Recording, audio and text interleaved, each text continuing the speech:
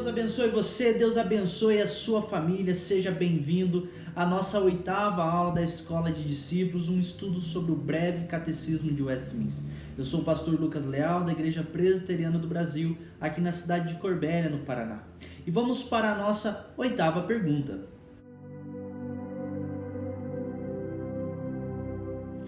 Veja, como Deus executa os seus decretos. Vamos ler 2 textos para entendermos um pouquinho isso.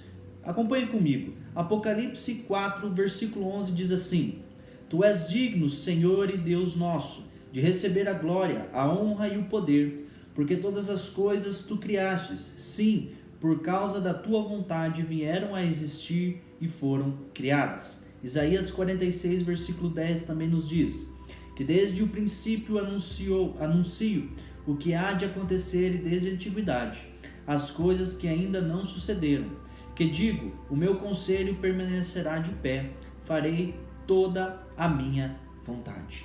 Deus executa os seus decretos nas obras da criação e nas obras da providência. Queridos, os decretos de Deus consistem na salvação do seu povo e na condenação dos incrédulos. Mas como entender essa doutrina?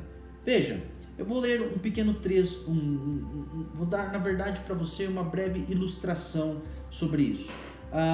As obras do Senhor, poderíamos comparar ela com um projeto de um arquiteto. Quando você pega a planta de um arquiteto e você olha aqueles desenhos, aqueles cálculos, aqueles números, todos aqueles estudos, dificilmente nós entendemos isso.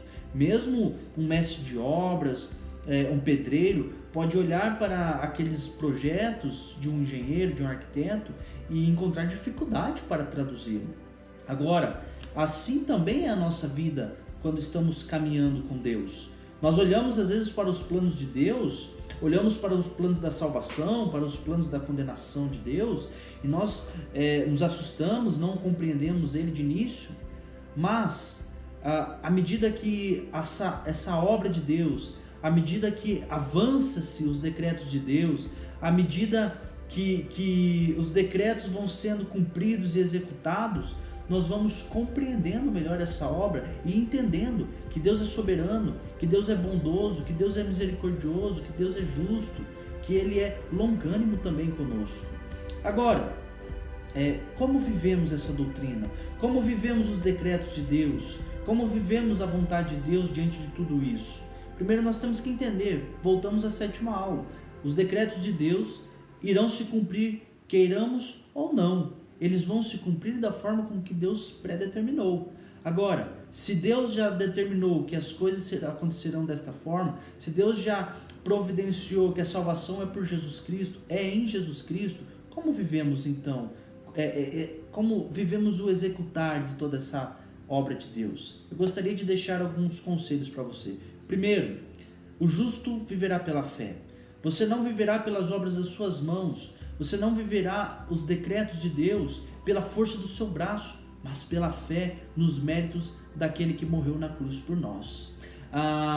Nós precisamos também, e podemos olhar para as Escrituras de um modo geral, mas eu gostaria de salientar para a vida de Abraão nesse momento.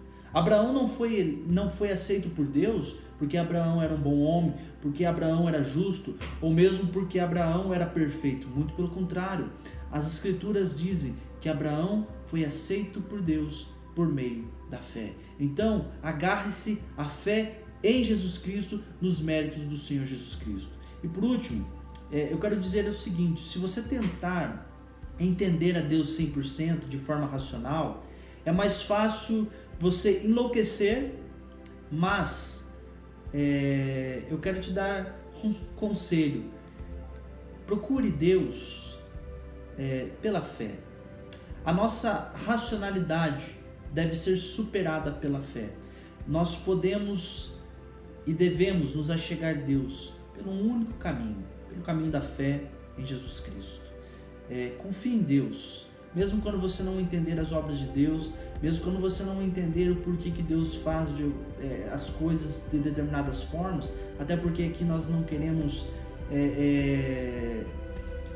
pressupor que vamos entender tudo a Deus, mas eu quero deixar esse conselho: se achegue a Deus por meio da fé, porque é impossível agradar a Deus por meio da fé. Confie em Deus, confie que a obra de Deus é plena, perfeita, suficiente e eficaz para a sua salvação. Que Deus abençoe você, que Deus abençoe a sua família. Até a próxima aula.